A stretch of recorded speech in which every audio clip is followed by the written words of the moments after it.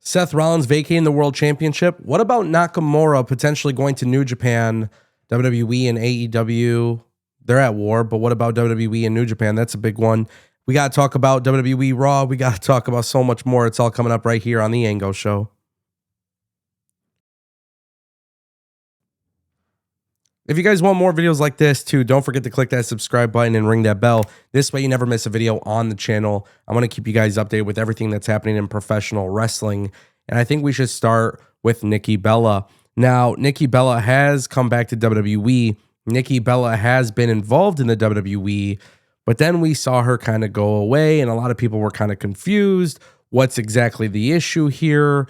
But it turns out that Nikki Bella is actually still with the WWE, and they do have creative plans. According to Bodyslam.net, the former Divas champion will appear on the October 20th episode, which is today, working alongside Stephanie Vaquer in an ongoing feud with Judgment Day, Roxanne, and Raquel Rodriguez. Now, WWE has yet to officially announce the segment, but the report does confirm that Bella's involvement in the storyline, suggesting her role could escalate in the coming weeks.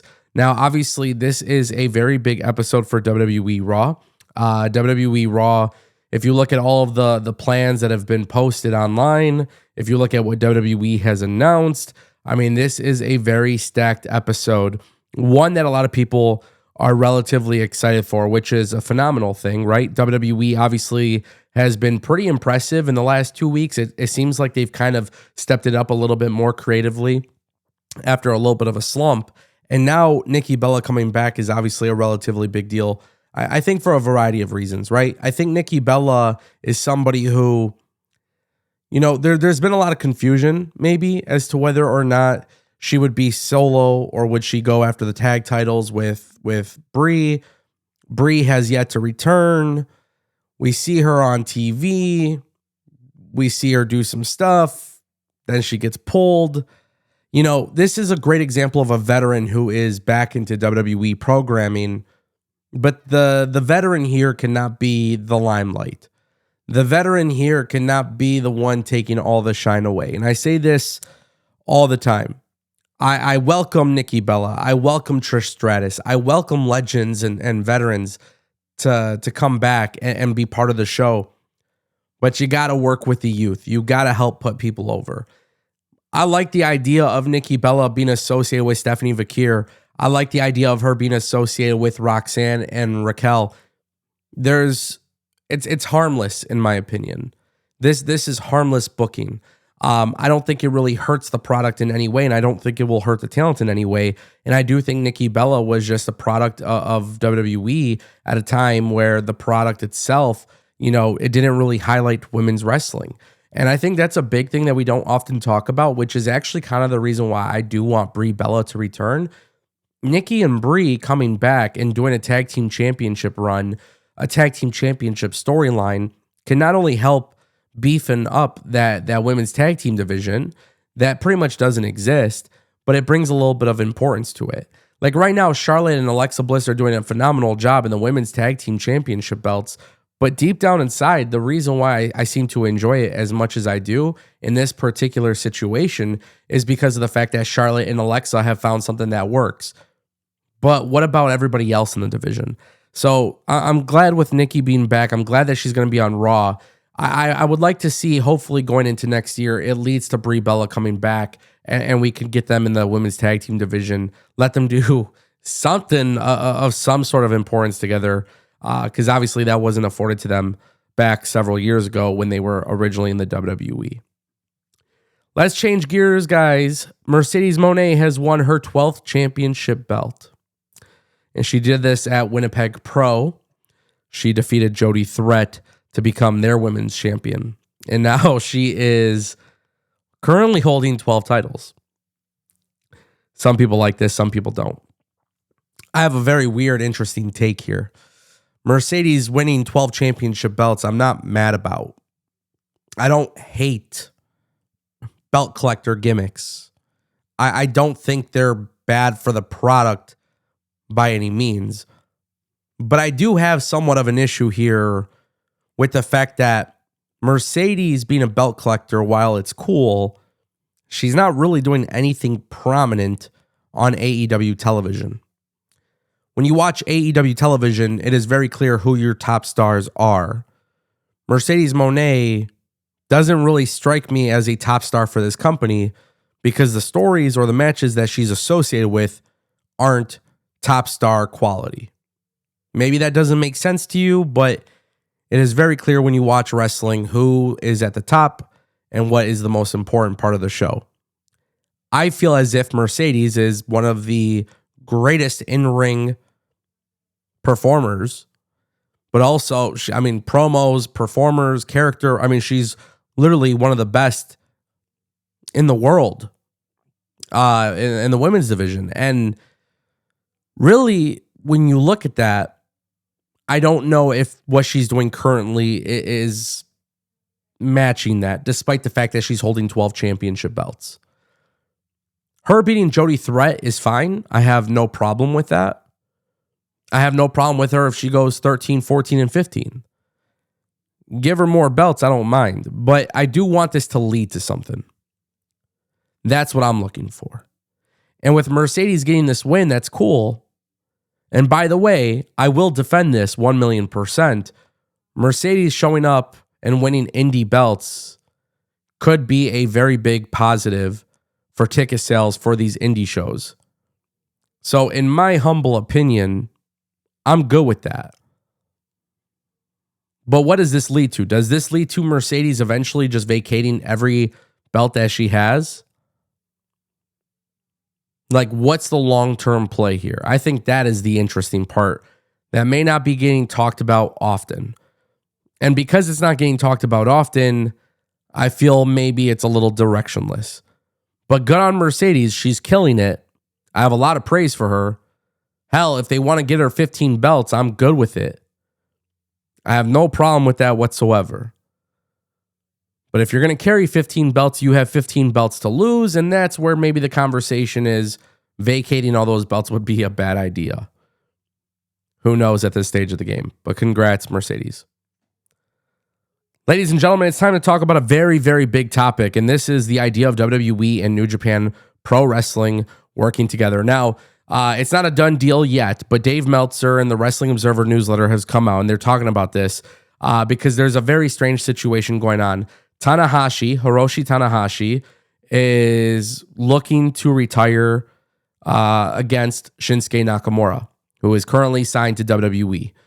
Now, this is where wrestling and politics kind of don't mesh well because AEW works with New Japan, WWE doesn't. WWE has done some stuff with New Japan. Obviously, when they brought in Carl Anderson, they allowed him to go back there and work so he could drop the Never title. It was like the Never Openweight Championship or whatever. But that was a whole situation. You know, it was a difficult negotiation. There was a lot of weird things. But Dave Meltzer's basically coming out and saying, listen, like, this is what Tanahashi wants, and he believes this could very well possibly happen. And to be very fair, and to be very honest with you guys, if I were the WWE, I would make this happen. New Japan works with AEW, but if Tanahashi wants to retire against Nakamura, and New Japan makes it very clear that WWE is part of this, it's a win-win for both sides. And honestly, if this was Vince McMahon, I would say that this probably wouldn't happen, but under the TKO umbrella, I think anything is possible. There is nothing in this company that they do that I would say is impossible. That includes even working with AEW one day. If it makes sense business-wise, it will make sense to do it, and they would do it. And for WWE, they just did their own shows in Japan. They did the super shows. Before that, Nakamura turned babyface. Nakamura performing live in Japan, it's a very great thing. But deep down inside, historically speaking, Nakamura is a legend. And WWE could be very, very smart here. Because if WWE can conduct good business with New Japan, who's to say this doesn't open the door for New Japan eventually leaving their partnership with AEW to work with WWE? Like, not only is this a great thing for the fans of Japan, but it's a great thing for the career of Tanahashi. If WWE ever does explore more business in Japan with New Japan, I just feel like there's so much more positive that could come from this. And for me personally, as a fan of WWE, and yes, I do watch a little bit of New Japan here and there. I can't watch it all the time. I can't dedicate my entire life to New Japan. But as somebody who watches WWE and watches New Japan Pro Wrestling, I like the idea of this. I 1,000,000% think this is not only a win-win for New Japan and a win-win for WWE, but it's a win-win for the fans. And that brings us to our final topic, Seth Rollins. Ladies and gentlemen, this is where things get crazy. Adam Pearce is set to announce a huge update to Seth Rollins on Monday night. The overwhelming belief is that Seth is vacating the belt or being stripped of the belt. And this is where things get even more interesting. WWE putting Seth Rollins in a position where he has to vacate the belt because of the injury makes a lot of sense, right? Like, they're not going to hold him. I can't imagine him holding this belt for 8 months while he's off TV, right? So there were some spoilers that came out today. There was a rundown that was provided to bodyslam.net. Also, Sean Ross Sapp, Fightful Select, had reported that there are plans for Seth Rollins essentially to vacate his belt, and WWE will move forward with a battle royal that will determine a new #1 contender to compete against CM Punk at Saturday night's main event. So CM Punk will remain in that position at Saturday night's main event to compete for the World Heavyweight Championship. Somebody will win this battle royal and verse CM Punk, and that's how we'll determine who the new winner is. These are very big plans. Seth Rollins vacating the belt is obviously a very big deal. He's clearly going to be missing quite a bit of time. But now this must throw a huge wrench into plans. And I don't know what WWE is going to do here. I have ideas. I have suggestions. But I thoroughly believe with all my heart that CM Punk should be the next World Heavyweight Champion. If you're the WWE, you give the belt to CM Punk, not Braun Breaker. Let CM Punk have the belt. It's going to really eat Seth Rollins alive knowing that Punk became champion, especially because he was off of TV. And then I think you can have Seth Rollins immediately come back, go after Braun Breaker, go after Punk, go after Roman Reigns, do all those stories that you want to do. But deep down inside, I think this battle royal is actually a relatively good idea. It's either that or do a one-night tournament. WWE's not going to do a one-night tournament. A battle royal is going to be the way they do it. Braun Breaker will probably win. We probably get Braun Breaker versus CM Punk at Saturday night's main event. That's the way I kind of foresee it going down. Now, this is where it's tricky because WWE has to be smart here.